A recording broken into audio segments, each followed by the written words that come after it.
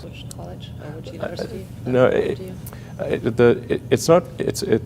There's no need even to have a college degree. Oh, wow, okay. At all, or even high school. I mean, if somebody graduated from a great university, that may be an indication that they will be capable of great things, but it's not necessarily the case. You know, if you look at, say, people like Bill Gates or Larry Ellison, Steve Jobs, these guys didn't graduate from college. Dropouts, yeah. But if you had a chance to hire them, of course, that would be a good idea. Yeah, okay. So, you know, it's just looking just for evidence of exceptional ability. And if there's a track record of exceptional achievement, then it's likely that that will continue into the future. How I describe myself? Well, I mean, I seem to have a high innate drive. And that's been true even since I was a little kid. You know, I really had a very strong drive. Did all sorts of risky things when I was a kid that why did I do those things? They're crazy. I care a lot about the truth of things and trying to understand the truth of things. I think that's important. You know, if you're going to come up with some solution, then the truth is really, really important, I think. I try to think of, I mean, it's difficult to obviously come up with like things that are praise for oneself, you know, or like, there's bad and good here, but I think like sometimes they're just like the things that seem quite clear and obvious to me, and I don't understand why they aren't so obvious to everyone.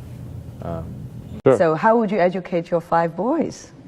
Actually, I created a little school.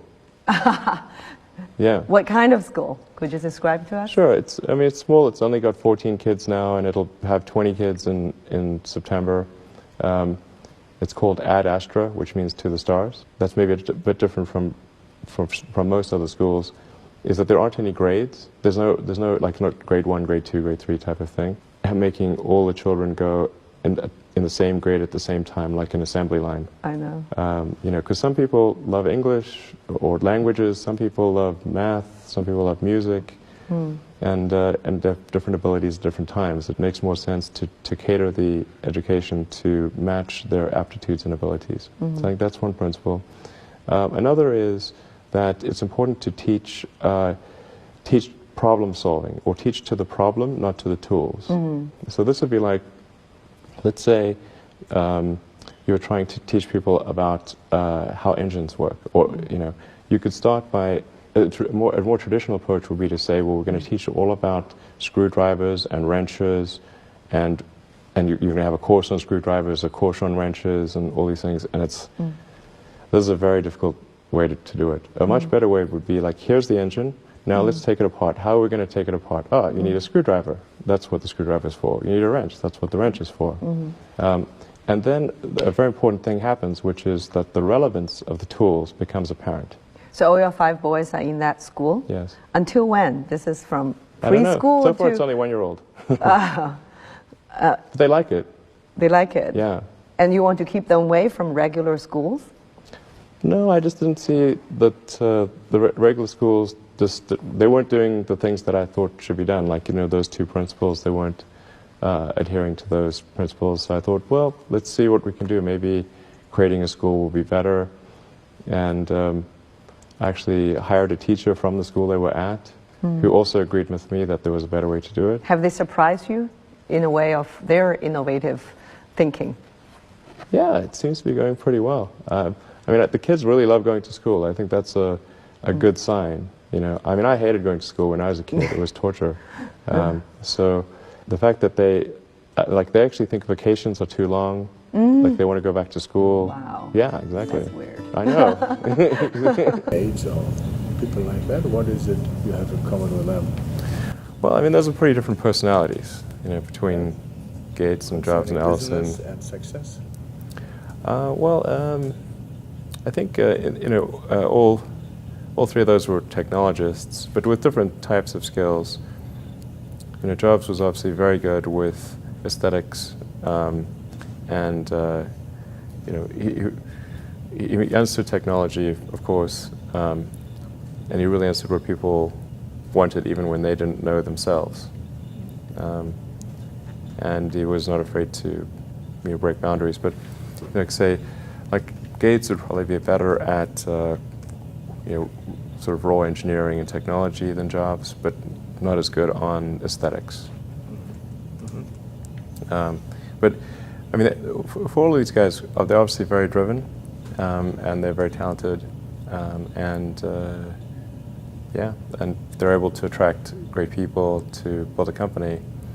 But I mean, the ability to attract and motivate great people is critical to the success of a company, because a company is it's a group of people that are assembled to create a product or service.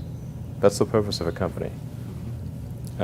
People sometimes forget this elementary truth, and so if you're able to get great people to join the company and work together towards a common goal, and you sort of have a relentless sense of perfection about that goal, then you will end up with a great product.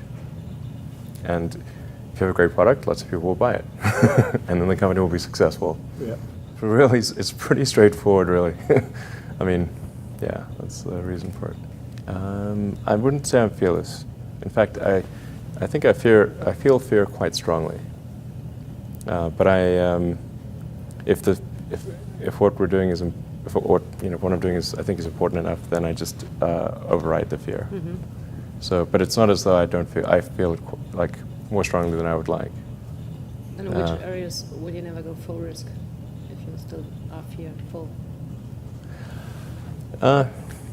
Well, it really depends on the stakes. If the stakes are high, if it's really important, then I will overcome the fear and just do it anyway. Mm-hmm. But essentially, I mean, drive overrides fear, but I feel the fear. It's kind of annoying. I wish I didn't. Okay. I wish I felt it less. Uh-huh. So, yeah. All these introspective questions are interesting. I don't get asked these very often. And then, like, I'm trying to think, like, what is like an accurate reply? And some of these, it's hard to evaluate yourself on these things. Mm-hmm. Which company you founded was the most risky at the start? Well, probably SpaceX. I thought it had the lowest chance of success. I mean, I thought both Tesla and SpaceX would fail at the beginning. You thought? Yeah, sure. Really? Of course. But nevertheless, you put all your money in that, in both. I expected to lose it. Well, technically, what I thought was, well, I'll take half the money from PayPal, and if I lose half of it, that's okay. But then, of course, the companies encounter difficulties, and then I have a choice of either let the company die or put, all the money into the companies. And so I really didn't want the companies to die, so I put all the money in the companies. Yeah. And then I had to borrow money from friends to pay living expenses. Yes. What was your best idea ever? My best idea ever? Yeah. This is tricky. I suppose coming to North America was my best idea. Okay. Because I think these things would not have been accomplished almost anywhere else. It's really hard to start a company, but in particularly California, Silicon Valley is very conducive to startup companies, and so whenever I'd read books in South Africa, it would seem like the cutting edge of technology was in Silicon Valley, and so that's when I wanted to come and I wanted to move to this mythical place. Okay. And are there things you regret having done or for not having done so far? Well, there's lots of things that, when life is short, and there's lots of things that could be done that one can't necessarily do. And these really are introspective questions. I think, I mean, overall, I think I'm pretty happy with what where things are. It's hard not to be, honestly. Yeah. You know, I'd be, yeah. Yeah, things are in a good place right now, and I mean, I'd like to, looking ahead, I'd like to see humanity go beyond Earth and have people on Mars. That would be really great. And to see widespread adoption of electric vehicles and renewable energy. These are great things. And yeah, I think those would be really, really cool.